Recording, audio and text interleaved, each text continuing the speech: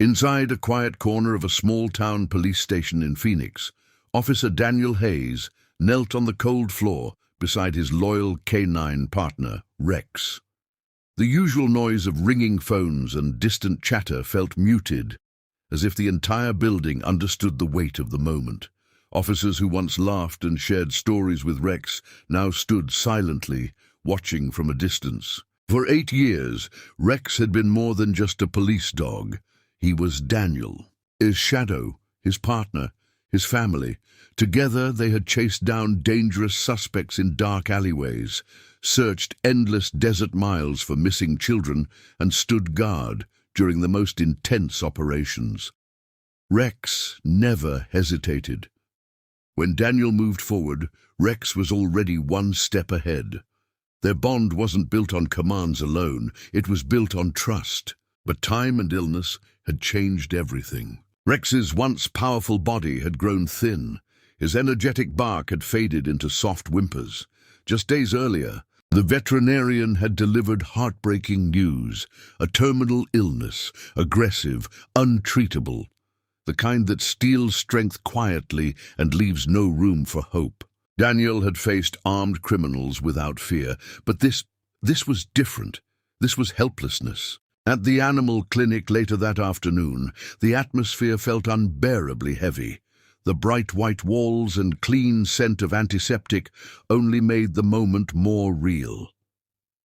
Daniel sat on the floor instead of the chair, gently cradling Rex's head in his lap. His hand moved slowly through Rex's fur, memorizing the feeling as if he could somehow hold on to it forever. "You're a good boy," Daniel whispered, his voice trembling. "The best partner I ever had." The veterinary staff prepared quietly. Even they struggled to keep their composure. They had seen many painful goodbyes, but this one felt different. There was something about the way Rex looked at Daniel, alert, focused, almost aware. Then it happened. With what little strength he had left, Rex slowly lifted his head. His tired eyes locked onto Daniel's. Carefully, painfully, he shifted his body forward and wrapped his front paws around Daniel's shoulders. It wasn't random movement. It wasn't reflex. It felt like a hug. Daniel broke down completely, burying his face into Rex's neck. Tears fell freely onto the dog's fur. "I'm right here," he whispered. "I'm not going anywhere." The vet approached gently, syringe in hand. She gave Daniel a soft nod, a silent signal that it was time. But as she stepped closer, something made her pause. "Wait," she said quietly. She looked at Rex more closely, at his eyes clearer than before. She checked his breathing, then his pulse. Her expression changed from sympathy to confusion. "This isn't adding up," she murmured. She rechecked the chart, re-examined his gums, listened again to his heartbeat. "Stop everything," she said firmly, lowering the syringe. Daniel looked up, fear and fragile hope colliding in his chest. The final goodbye was suddenly no longer certain. The vet moved quickly, her earlier hesitation now replaced with urgency. Rex was carefully carried back into the examination room, while Daniel was asked to wait outside. The door closed softly, leaving him alone in the silent hallway of the clinic in Phoenix. Daniel paced back and forth, replaying every second in his mind. The diagnosis, the hug, the sudden pause. He had prepared himself to say goodbye, but now hope was creeping back in, and hope can be terrifying when you're afraid to lose it again. He bowed his head and whispered a quiet prayer. "Please, just give him a chance." Inside the room, the vet ran additional blood panels, imaging scans, and a deeper infection screening. Something about Rex's vitals hadn't matched the expected decline of a terminal condition. His heart was too strong, his eyes too responsive, his reflexes slightly delayed, but still present. Nearly an hour later, the clinic door opened abruptly. The vet hurried toward Daniel, holding a tablet in her hands, her expression completely transformed. "Daniel," she said, slightly out of breath, "we were wrong." His heart skipped. "Wrong? How?" "Rex isn't dying from a terminal illness. The initial tests resembled one, but this is different. It's a rare bacterial infection that mimics those symptoms. It attacks the immune system and causes rapid weakness. But it's treatable." Daniel stared at her, struggling to process the words. "Treatable," he whispered. She nodded.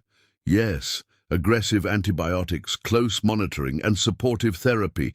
It won't be easy. There are risks, but he has a real chance."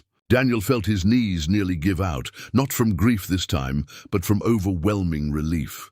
Tears filled his eyes again, but now they carried hope instead of heartbreak. "Do it," he said firmly. "Whatever it takes." Treatment began that same night. Rex was placed on IV antibiotics and fluids. The first 48 hours were critical. Daniel refused to leave the clinic, sleeping in a chair beside Rex's kennel. Every small movement, every stronger breath felt like a victory. Rex proved what everyone at the station already knew. He was a fighter. By the third day, he lifted his head without assistance. By the fifth, his tail gave a weak but undeniable wag when Daniel entered the room. The clinic staff began to smile when they saw him. Progress, slow but steady. Weeks passed.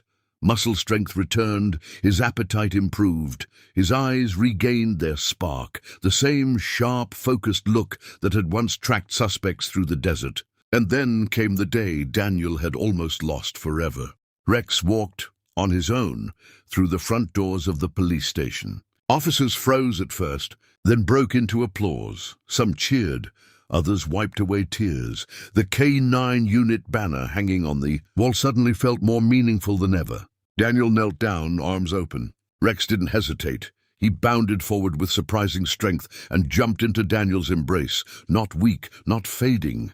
Alive. Daniel held him tightly, pressing his forehead against Rex. "You're not done yet, partner," he whispered. Rex would eventually retire from active duty, but not that day. That day was about gratitude, about second chances, about a bond stronger than fear. Sometimes heroes save strangers in the dark, and sometimes, when the world thinks their story is over, they're given one more chapter to live. And Rex's story was far from finished.